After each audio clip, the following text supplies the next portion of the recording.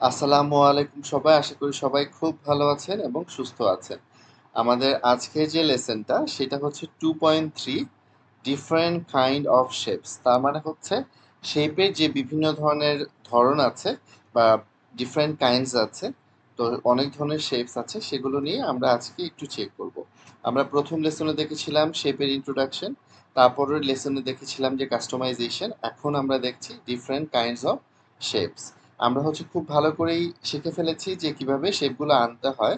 আমরা এখান থেকে নিউ স্লাইস ওপেন করব, স্লাইস ওপেন করার পর ইনসার্ট ট্যাবে যাব, তারপর হচ্ছে শেপসে যাব, শেপসে যাওয়ার পরে আমরা হচ্ছে দেখেছি যে block arose, equation shapes, flow chart.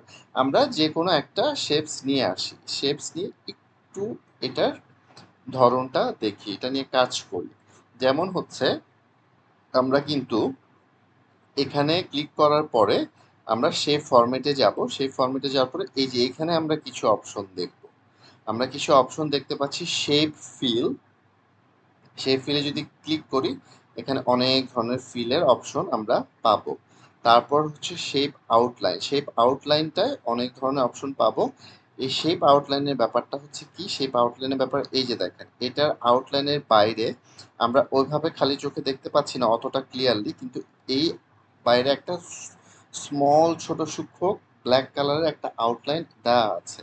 So আমরা যদি শেপ ফরম্যাটে যাই, শেপ আউটলাইনে যাই, তো সেই আউটলাইনের আমরা হচ্ছে এখন নো আউটলাইন যদি দিয়ে দিই তাহলে হচ্ছে ওই বর্ডারটা চলে যাবে, ওই হচ্ছে শেপ আউটলাইনটা চলে যাবে। এখন আমি যদি আপনার ধরেন হচ্ছে এই যে ব্ল্যাক কালার বা হচ্ছে ইয়েলো কালার দেই, ইয়েলো কালারটা দিয়ে আপনারা হচ্ছে বোঝার সুবিধার্থে আমি একটা ব্ল্যাক দিচ্ছি।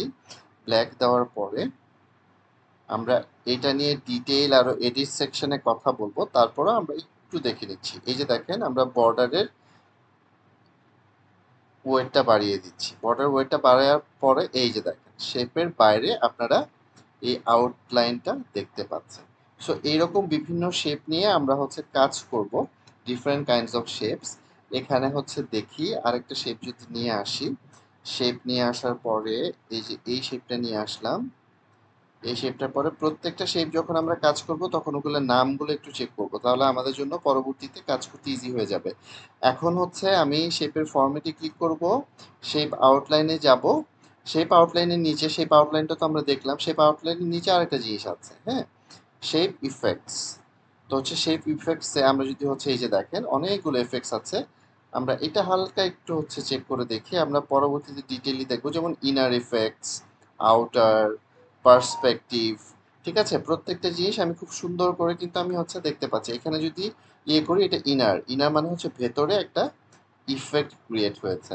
এখন আরেকটা জিনিস আমি বলেছিলাম যে শেপ ফিল, শেপ ফিলের ভেতরের যে হচ্ছে কালারটা সেটা হচ্ছে এটার মাধ্যমে আপনারা চেঞ্জ করতে পারবেন। এই যে দেখেন বিভিন্ন কালার আছে, আপনাদের যেটা পছন্দ সেটা হচ্ছে ধরেন এই গ্রিন কালারটা দিলেন, এই যে শেপের কালারটা চেঞ্জ হয়ে গেল। আমরা যদি আরেকটা স্লাইড ওপেন করি, আরেকটা স্লাইড, ব্ল্যাঙ্ক স্লাইড ওপেন করলাম, ব্ল্যাঙ্ক স্লাইড ওপেন করার পরে আমরা ইনসার্টে গেলাম, ইনসার্টে যাওয়ার পর শেপসে গেলাম, শেপসে যাওয়ার পরে এই যে এই ইকুয়েশনের যে ইয়াটা আছে এটা নিয়ে আসলাম, গুণন চিহ্ন যেটা ক্রস মার্ক। সো হচ্ছে এটা নিয়ে আসার পরে আমরা সেই ফিল্ডটাই দেখেন আমরা কি এটা ইয়েলো দিতে চাচ্ছি। আচ্ছা ঠিক আছে, ইয়েলো দেই। এখানে দেখেন বর্ডারটা কিন্তু আউটলাইনটা কিন্তু দেখা যাচ্ছে। এখন যদি আমি আউটলাইনটা সরিয়ে দিতে চাই, নো আউটলাইনে ক্লিক করলে কিন্তু আমার এই ব্ল্যাক বর্ডারটা চলে যাবে। আমি যদি হচ্ছে এখানে আরো হচ্ছে বর্ডার দিতে চাই বা হচ্ছে অন্য টাইপের বর্ডার দিতে চাই, একটু এবড়ো থেবড়ো একটা বর্ডার দিলাম। এই যে দেখেন বর্ডারটা দেওয়ার পরে এই শেপস ইফেক্টসে যাব, আমি হচ্ছে ধরেন 3D রোটেট করব, আমি একটু চেঞ্জ করব, এখানে ক্লিক করলাম, এই যে দেখেন 3Dর মতো আমার শেপটা কোথা থেকে কি হচ্ছে চলে আসলো, একদম চেঞ্জ হয়ে গেল। সো এইভাবে আমরা আমরা বাড়াতে কমাতে পারবো, কোনো প্রবলেম নাই, আমরা হচ্ছে পয়েন্ট ধরে বাড়াতে কমাতে পারবো। সো আমরা কিন্তু অনেক কিছু শেপ নিয়ে, বিভিন্ন টাইপের শেপ নিয়ে কাজ করতে পারি। এভাবে বিভিন্ন ধরনের যে ডিফারেন্ট ডিফারেন্ট শেপসগুলো আছে এগুলো নিয়ে একটু কাজ করে দেখবেন। আমরা হচ্ছে নেক্সট যে লেসনটা সেই লেসনে শেপের ডিটেল হচ্ছে এডিট সম্পর্কে জানবো, কিভাবে এডিট করব না করব।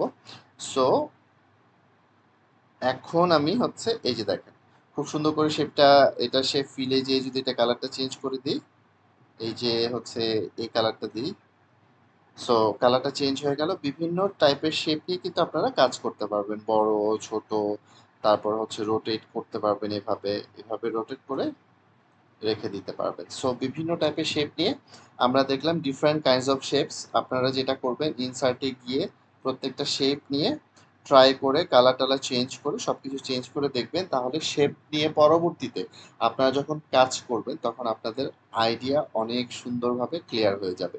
তো নেক্সট লেসনে যাওয়ার আগে সবাই খুব ভালো থাকবেন, সুস্থ থাকবেন। আসসালামু আলাইকুম।